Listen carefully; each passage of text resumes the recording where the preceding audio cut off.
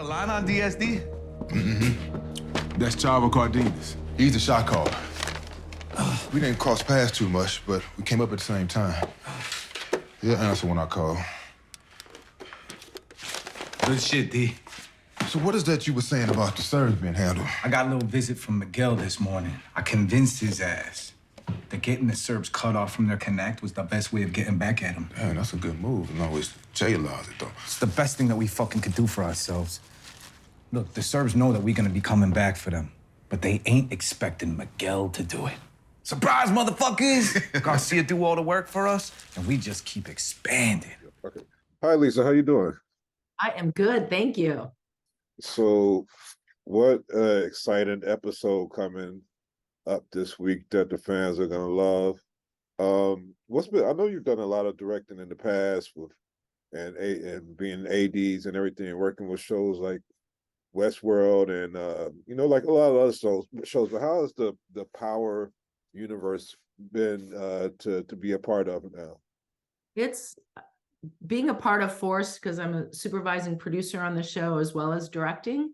The world building that we've been able to do this season, collaborating with the production designer and the DP and our costume designer with Gary and the other producers on the show to build this world. And we really wanted this season for Force to feel like it's Tommy's world now in Chicago. He's no longer in New York, right?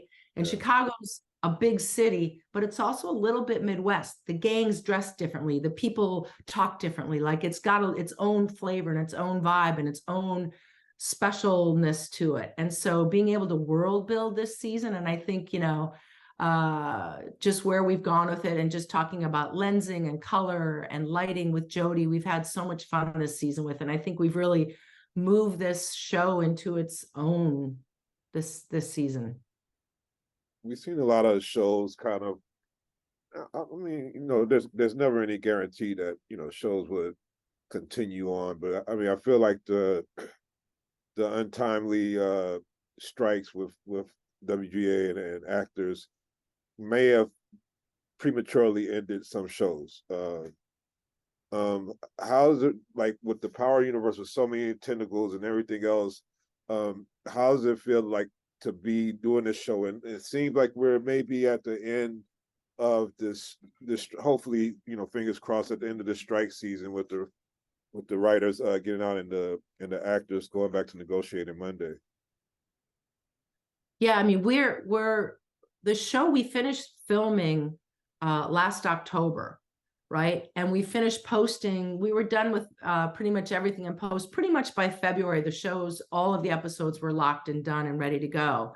And then when Starz chose not to air it until September, we were a little like, oh man, right? We just wanted the world to see it, and we were hoping that the audience would be patient with us, waiting for this season 2 to come back to get more of their Tommy and his Mustang and the world that Tommy moves in. But now, when the strike happened, it's sort of maybe a gift in having us airing later, because there's nothing new on. So I feel like a lot of people are dropping in because they're like, oh, what's this? Yeah.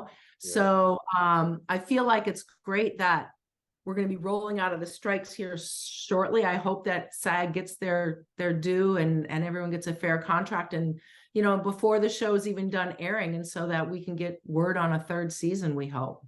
Yeah. We have a lot more story to tell. Yeah, of course. This is like the street man's MCU, like the the Marvel universe for the hood. That's what it feels like. Tommy Flanagan has been a great actor his whole career. I know this next episode is going to be pivotal in his time with the Force universe. How's it been working with him as an actor and what he's brought to that character? And how similar is that family to when you go back and look at Omari and Ghost and his family and their dynamics and all that friction and backstabbing that was going on?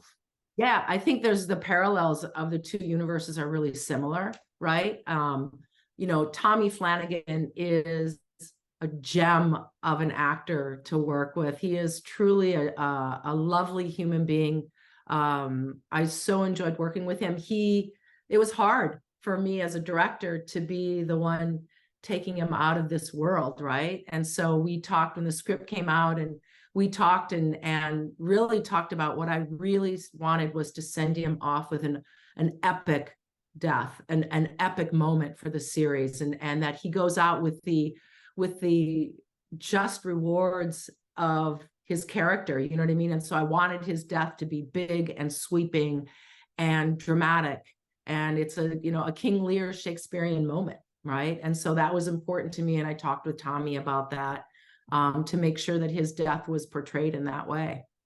I think we're all gonna miss the heavy Scottish accents. I hope there's like some more Scottish characters that still I know, right? pull it to the show. Yeah. Speaking back of the strike, we know how the writers had a concern with artificial intelligence, and the actors and voice actors do. What role do you potentially see AI or have seen AI play in directing from a director's point of view? I think that our needs are a little different than writers and actors in terms of AI. Our union was really smart in the earlier contract 3 years ago, put something in writing to the effect of a director is a person, and all director duties need to be done by a person. And so building on that with this new contract, I think that we're protected. Who knows where AI is going to go? I think it's an existential moment for humanity. AI could take over 30% of the jobs of the workforce. And if we allow AI to do that, what do we do with the 30% who's out of a job? So it's something we really, really need to look at as our humanness of what we do and how we look out for each other. But I think as directors, the contract that came out now, like if they do AI uses any of our work, directors will be compensated. I think the writers got something to effect of that like as well. So, but I think that as a director, there's so many nuanced decisions that a director makes that's not single-minded, and the nuances of 1,000 decisions a day that a director will make based on 1,000 different opinions and ideas and formations that we have as humans makes it a little more difficult for AI to do what we do. Yeah. I hope. What sparked your interest in getting into the industry? And I know you worked through several positions and worked with Guillermo del Toro and Johnny Depp and all these great people. But where was like the spark for you to decide that you wanted to become an artist, a filmmaker, and yeah, just start there. Cool. My origin story. So, I got my degree in broadcast journalism, and I was working in TV news a little bit, and then moved to Southern California, and I was working down in Newport Beach for a production company.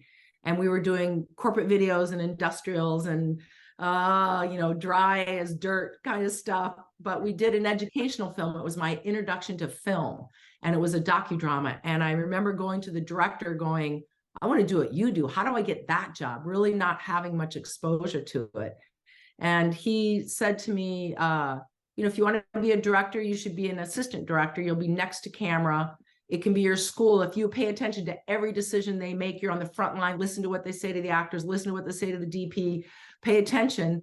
It's your front line of film school. You can learn how to direct. And so I took him at his word. I quit that job in Newport Beach. I moved to LA. I took a weekend course at AFI on how to break down and schedule a movie script. And then I just started cold calling as a first AD and started in independent features as a first AD. I didn't PA, I didn't second AD or any of that. I just was like, I'm gonna do this. Really naive, but it worked. I, got to work with the likes of, like you said, Johnny Depp directing and starring in a film that I was his first AD, and Guillermo del Toro's first movie in America, Mimic, I was his first AD. I've worked with Danny Boyle. I worked on Seabiscuit. So yeah, and then I got into TV and worked on some really big, epic TV shows as well. Yeah, you give me a lot of hope, because I'm a journalist, and I gotta have a lot of scripts that I've been working on, and maybe one I get to switch hats like you did. Yeah, I was naive in that when I made the leap from you know, that company and just, I'm going to be a first AD. And, you know, people look at me now and they're like, you didn't do the PA, AD, you didn't do the Director Guild program. And I'm like, no, I didn't. I knew what I wanted to do. And if I knew then what I know now, I don't know if I'd be as bold to just like put a hat on and say, I'm a first AD when I had never done it before. Yeah. Sometimes you just got to claim it. You got to be it. Like I always tell people, like, don't say I'm, you know, trying to be an actor. Say you're an actor. You'll be a better actor one day, or you'll be a better writer. But you got to say that you're that to be it. Yep. It was great talking to you. I can't wait till the fans get to see the next episode of Power Book Force, and can't wait to see the more work that you have. I hope the dog was a dog named Kiwi. What's your dog's name? Oh, my dog is named Kiwi. Yeah, she's awesome. Hope your dog is doing well, your family's well, and again, hope all these strikes come to an end so that all the crafties and hair and makeup and set designers and everybody can get fully back to work, and we can keep on making great art like you're doing right now. Yeah. Thank you so much. I appreciate it. Thank you. Thank you. Take care. Bye-bye.